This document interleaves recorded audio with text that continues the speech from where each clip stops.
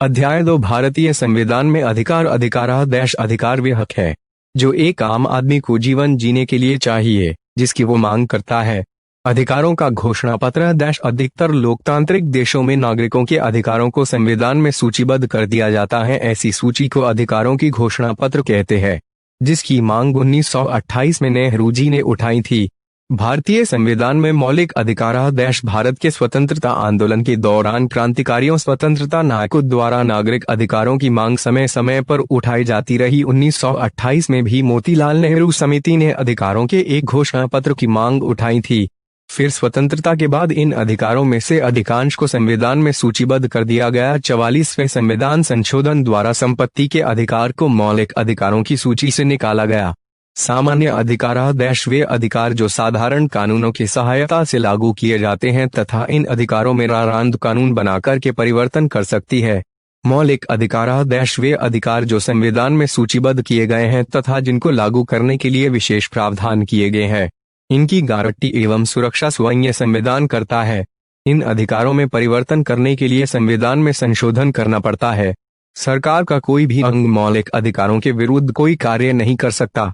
भारतीय संविधान के भाग 3 में वर्णित 6 मौलिक अधिकार निम्न प्रकार है। 1. समानता का अधिकार 14 से 18 अनुच्छेद 2. स्वतंत्रता का अधिकार 19 से 22 अनुच्छेद 3. शोषण के विरुद्ध अधिकार 23 से 24 अनुच्छेद 4. धार्मिक स्वतंत्रता का अधिकार 25 से 28 अनुच्छेद 5. संस्कृति एवं शिक्षा संबंधी 29 से 30 अनुच्छेद 6. संवैधानिक उपचारों का अधिकार अनुच्छेद 32। दक्षिण अफ्रीका के संविधान में सूचीबद्ध प्रमुख अधिकार है गरिमा का अधिकार आय निजता का अधिकार आय श्रम संबंधी समुचित व्यवहार का अधिकार आय स्वास्थ्य पर्यावरण और पर्यावरण संरक्षण का अधिकार वी समुचित आवास का अधिकार वी स्वास्थ्य सुविधाएं भोजन पानी और सामाजिक सुरक्षा का अधिकार व्यय बाल अधिकार व्यय बुनियादी और उच्च शिक्षा का अधिकार एक सूचना प्राप्त करने का अधिकार एक सांस्कृतिक धार्मिक और भाषाई समुदायों का अधिकार। राज्य के नीति निर्देशक तत्व क्या है? स्वतंत्र भारत में सभी नागरिकों में समानता लाने और सबका कल्याण करने के लिए मौलिक अधिकारों के अलावा बहुत से नियमों की जरूरत थी। राज्य की नीति निर्देशक तत्वों के तहत ऐसे ही नीतिगत निर्देश सरकारों को दिए गए हैं जिनको न्यायालय में चुनौती नहीं दी जा सकती है, परंतु इन्हें लागू करने के लिए सरकार से आग्रह किया जा सकता है। सरकार का दायित्व है कि जिस सीमा तक इन्हें लागू कर सकती है करें। प्रमुख नीति निर्देशक तत्वों की सूची में 3 प्रमुख बातें हैं। आय वे लक्ष्य और उद्देश्य जो एक समाज के रूप में हमें स्वीकार करने चाहिए। आय वे अधिकार जो नागरिकों को मौलिक अधिकारों के अलावा मिलने चाहिए। आय वे नीतियों जिन्हें सरकार को स्वीकार करना चाहिए। नागरिकों के मौलिक कर्तव्य देश 1976 में 42वें संविधान संशोधन द्वारा नागरिकों के मौलिक कर्तव्यों की सूची अनुच्छेद 51 का समावेश किया गया है।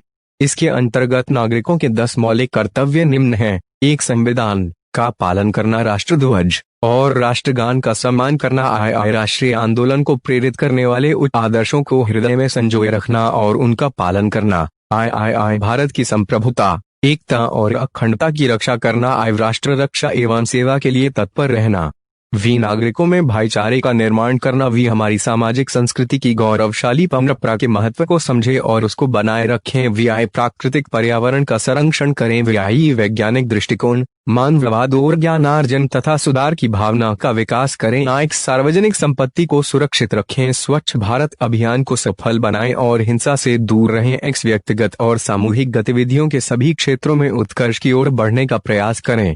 नीति निर्देशक तत्वों और मौलिक अधिकारों में संबंध है, दोनों एक दूसरे के पूरक हैं।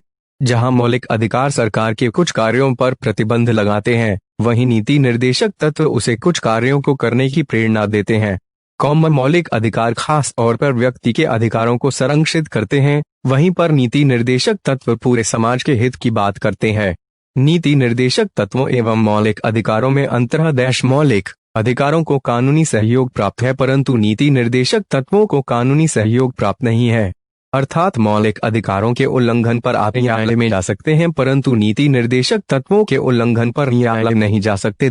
मौलिक अधिकारों का संबंध व्यक्तियों और निर्देशक सिद्धांतों का संबंध समाज से है। मौलिक अधिकार प्राप्त किए जा चुके हैं जबकि निर्देशक सिद्धांतों को अभी लागू नहीं किया गया।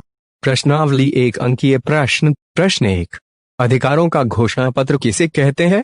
उत्तर, संविधान द्वारा प्रदत्त और संरक्षित अधिकारों की सूची को अधिकारों का घोषणा पत्र कहते हैं। प्रश्न 2, किसी एक व्यक्ति के नागरिक अधिकारों को अन्य व्यक्ति या निजी संगठन से खतरा है। इस स्थिति में खतरे से सुरक्षा कौन प्रदान करेगा? उत्तर, सरकार। प्रश्न 3, मोतीलाल नेहरू समिति क्या थी? उत्तर, 1928 में स्वतंत्रता सेनानी मोतीलाल नेहरू द्वारा अंग्रेजों से भारतीयों के लिए अधिकारों के एक घोषणा पत्र की मांग की, उसे नेहरू समिति कहा गया।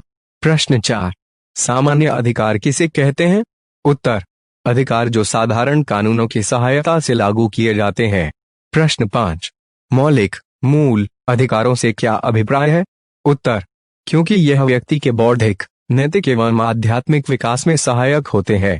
प्रश्न 6, दक्षिण अफ्रीका का संविधान कब लागू हुआ? उत्तर, दिसंबर 1996 में। प्रश्न 7, दुनिया में संभवतः सबसे अधिक व्यापक अधिकार किन नागरिकों को मिले? उत्तर, दक्षिण अफ्रीका के नागरिकों को। प्रश्न 8, क्या मौलिक अधिकार पूर्ण अधिकार हैं? उत्तर, नहीं, यह पूर्ण नहीं है। कुछ विशेष परिस्थितियों, आपातकाल में निलंबित भी किया जा सकता है। प्रश्न 9, भारतीय संविधान के किस भाग में मौलिक अधिकार वर्णित हैं? उत्तर, भाग 3 में। प्रश्न 10, कौन सा अनुच्छेद कहता है कि आरक्षण जैसी नीति को समानता के अधिकार के उल्लंघन के रूप में नहीं देखा जा सकता? उत्तर, अनुच्छेद 16। 4, प्रश्न 11, निवारक नजरबंदी किसे कहते हैं? उत्तर, किसी व्यक्ति को इस आशंका के आधार पर गिरफ्तार करना कि वह कोई गैरकानूनी कार्य करने वाला है, इसे ही निवारक नजरबंदी कहते हैं। प्रश्न 12, परमादेश का क्या अर्थ है? उत्तर, अर्थ है हम आदेश देते हैं। निचली अदालत अथवा किसी व्यक्ति को अपना कर्तव्य करने के लिए मजबूर करना। प्रश्न 13, अधिकार परीक्षा से आप क्या समझते हैं? उत्तर, यह आदेश रिट उस व्यक्ति के खिलाफ जारी होता है जिसने गलत और पर पद हासिल कर लिया हो। प्रश्न 14, उत्प्रेषण रिट क्या होती है? उत्तर, उत्प्रेषण रिट का अर्थ है हमें सूचना दी जाए। इसमें निचली अदालत को किसी विशेष मामले का ब्यौरा उच्च या उच्चतर अदालत को देने का आदेश होता है। प्रश्न 15, संविधान का हृदय और आत्मा किस अधिकार को कहा जाता है? उत्तर, संवैधानिक उपचारों के अधिकार को। 6 अंकीय प्रश्न। प्रश्न 1, भारतीय संविधान में निहित मौलिक अधिकारों का वर्णन कीजिए। उत्तर, मौलिक अधिकार: समता, स्वतंत्रता, शोषण के विरुद्ध अधिकार, धार्मिक स्वतंत्रता का अधिकार, शिक्षा एवं संस्कृति का अधिकार, संवैधानिक उपचारों का अधिकार। प्रश्न 2, समानता के अधिकार को निम्न बिंदुओं के अंतर्गत समझाइए। कानून के समक्ष समानता। भेदभाव को निषेध, मनाही। रोजगार, नौकरियों में अवसर की समानता। उत्तर 1, कानून की नजर में गरीब एवं अमीर एक समान हैं। कानून की धाराएं सभी पर एक समान लागू होती हैं। रंग, जाति, नस्ल, क्षेत्र के आधार पर भेदभाव की मनाही। रोजगार, नौकरियों में अवसर, समान योग्यता, समान परीक्षा में बैठने के मौके, अवसर। प्रश्न 3, धार्मिक स्वतंत्रता के अधिकार को लोकतंत्र का प्रतीक या आधार माना जाता है। उपर्युक्त कथन को तर्क सहित सिद्ध कीजिए। उत्तर, एक लोकतांत्रिक देश में प्रत्येक नागरिक महत्वपूर्ण होता है। उसको मत, धर्म, विचार मानने की आजादी होती है। लोकतंत्र में प्रत्येक व्यक्ति महत्वपूर्ण है, इसलिए इस अधिकार को लोकतंत्र का प्रतीक कहते हैं। किसी भी धर्म को मानने एवं प्रचार करने की आजादी। सर्वजन हिताय, धार्मिक समुदाय बनाने की आजादी। धर्म विशेष के लिए कर टैक्स न देने की आजादी। सरकारी स्कूल कॉलेजों में धार्मिक शिक्षा पर पाबंदी। प्रश्न 4, डॉक्टर भीमराव अंबेडकर ने किस अधिकार को संविधान का हृदय और आत्मा की संज्ञा दी है? इसके अंतर्गत न्यायालय द्वारा जारी विशेष आदेशों, रिटों को सविस्तार समझाइए। उत्तर, संवैधानिक उपचारों के अधिकार को डॉक्टर अंबेडकर ने संविधान का हृदय और आत्मा कहा है। रिट, बंदी, प्रत्यक्षीकरण, परमादेश, प्रतिषेध, अधिकार परीक्षा, उत्प्रेषण। प्रश्न 5, नीति निर्देशक तत्वों के उद्देश्यों एवं नीतियों को सविस्तार समझाइए। उत्तर, उद्देश्य लोगों का कल्याण, सामाजिक, आर्थिक एवं राजनीतिक न्याय, जीवन स्तर ऊंचा उठाना, संसाधनों का समान वितरण, अंतर्राष्ट्रीय शांति को बढ़ावा। नीतियां, समान नागरिक संहिता, मद्यपान निषेध, घरेलू उद्योगों को बढ़ावा, उपयोगी पशुओं को मारने पर रोक, ग्राम पंचायतों को प्रोत्साहन। प्रश्न 6, मौलिक अधिकारों एवं राज्य के नीति निर्देशक तत्वों में अंतर स्पष्ट कीजिए। उत्तर आई मौलिक अधिकार न्याय योग है, नीति निर्देशक तत्व नहीं। आई मौलिक अधिकार निषेधात्मक जबकि नीति निर्देश तत्व सकारात्मक है। आई मौलिक अधिकार व्यक्ति से जबकि नीति निर्देशक तत्व समाज से संबंधित है। आई मौलिक अधिकार का क्षेत्र सीमित है, नीति निर्देशक तत्वों का क्षेत्र विस्तृत है। वी मौलिक अधिकार राजनीतिक लोकतंत्र है, निर्देशक तत्व आर्थिक लोकतंत्र है। आदि वी मौलिक अधिकार प्राप्त हो चुके हैं, निर्देशक तत्वों को लागू करवाना है।